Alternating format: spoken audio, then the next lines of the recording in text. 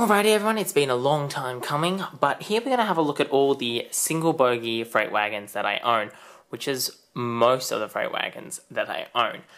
Now, looking at these, you can see that there's quite a large spread, but there's also two new Thomas wagons which I've also bought, which is a little bit interesting. So, let's go into this next part of the Mega Marklin review by looking at single axle freight wagons. Now, first of all, I want to look at these two new Marklin wagons. Now, the first of these is the Hornby open wagon. So these are both Hornby wagons, in case you hadn't realised, and they've been converted through Marklin by the use of the chassis, which is used for the Marklin tar wagons, and it's actually just been stuck on to the bottom of these trucks. So you can see here that this one is just this kind of grey tanny colour, which is a bit darker than on the other trucks, and we've got this nice little face etched in. Now this face is a bit odd because I don't think it's ever been on a truck in the Thomas & Friends series.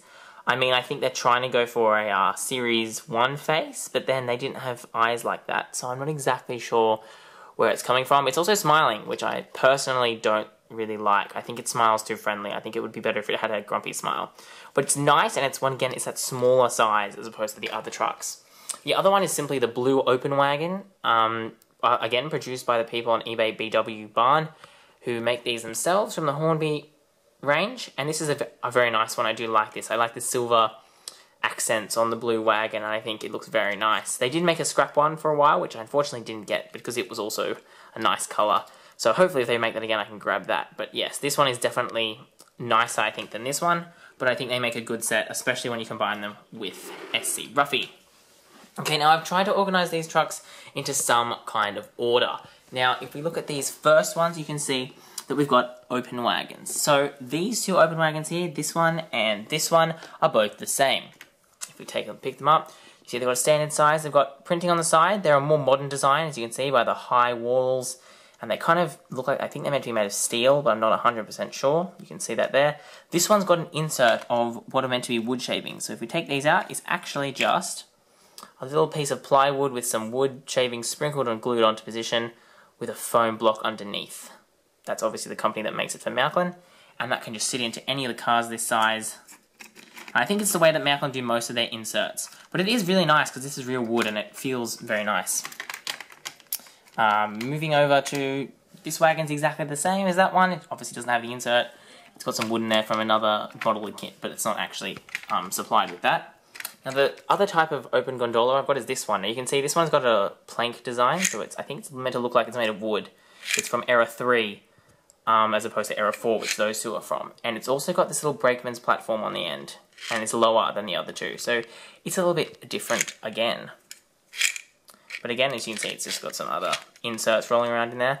Again, very nice, and it's really nice to see they've put a lot of effort into this printing here, which I think you can just see. I don't know what it means, but it does look very nice, and it's got lots of nicely applied details. And then this last one, if I can get it apart from the others, which would be nice. Probably should do a cut there, but anyway. Too hard.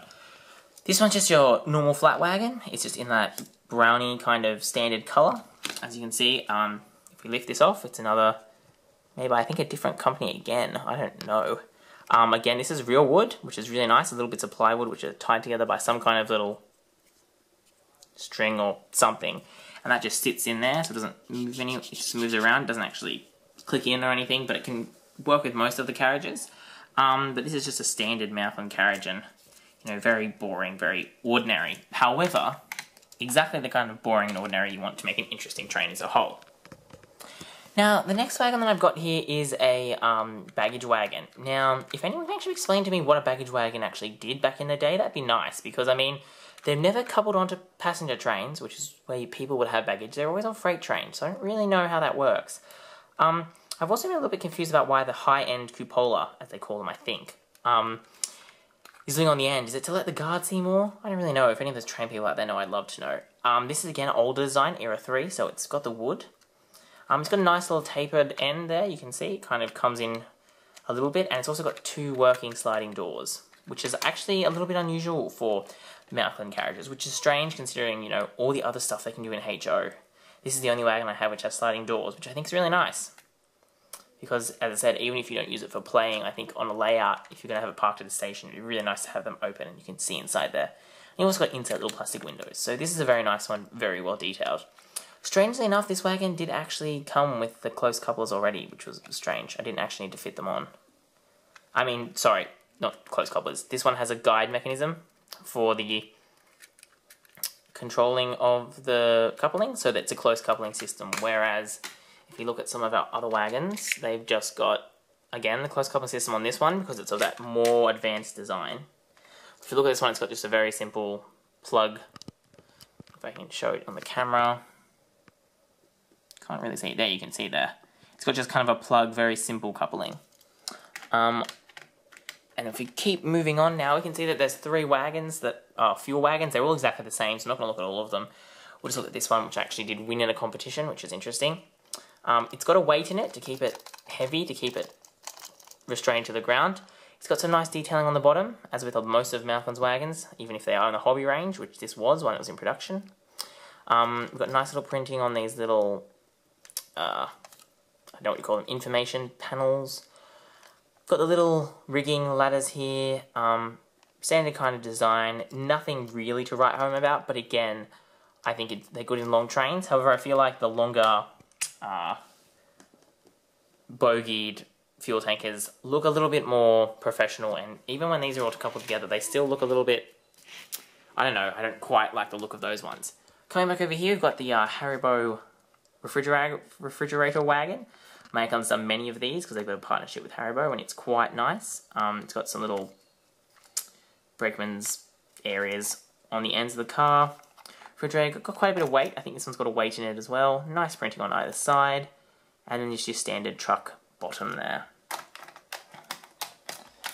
Ooh, there we go. This is your standard Marklin boxcar, Era 4, so you can see it's got the window hatch thingies that have closed up. It's got a metal design as well. It's meant to look like it's metal. It doesn't have any sliding doors, which is disappointing. But this is a very nice standard boxcar, and I think a long line of these looks very, very nice. The silver roof is good. And again, we've just got the standard kind of bottom detailing on that one. The next boxcar is a little bit different. It's got a rib roof, so it's grey as well, because this one is actually a post wagon and part of the expert range as opposed to the hobby range. Again, we've got the metal, what's meant to look like metal doors, the closed hatches. They don't slide, which is annoying because they're reliefed, but and it's even got like the little the rails for it to slide, but they don't actually slide. We've got the, there you go, the post, Deutsche Bundespost logo on there, and this one also has guide mechanisms, and it's a little bit different on the bottom to some of the other wagons because it's that extra little bit longer if you take a look at it compared to the other ones, because it's a different style of car. Now, these 3 trucks are all the stake wagons, the same. This one is a slightly lighter brown than the other 2.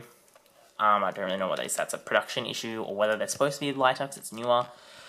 Again, it's exactly the same bottom as just about all the other wagons of this size. They all have the same base structure. It's just got this brown part glued over the top with the stakes on it, which aren't actually removable. They're stuck in there. You can fit standard HO containers in there. This one here's got a container on it, which is hollow. If you look at it in there, nice and hollow. Nice designs on this. It's also got relief, so if you feel it and you can see it as well, it actually feels quite nice in the hand. And the way that goes on is there's this little plastic black thing which is stuck, glued down, I would assume, to the bottom of this stake car, and this just clips over the top with a click. There we go, and then that's attached onto there.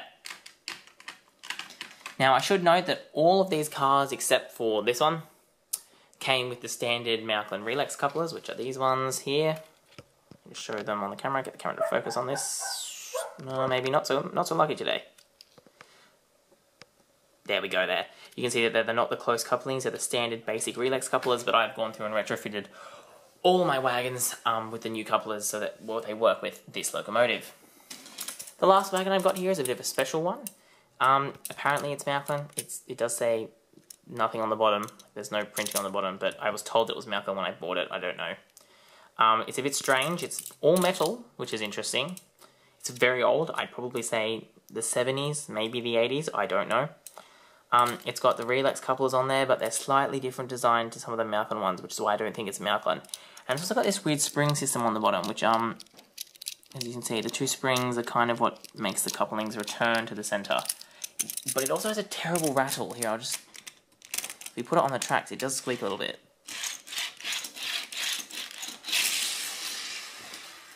Quite a loud one, and there's a bit of a squeak when it goes slowly, so it's a bit of a menace.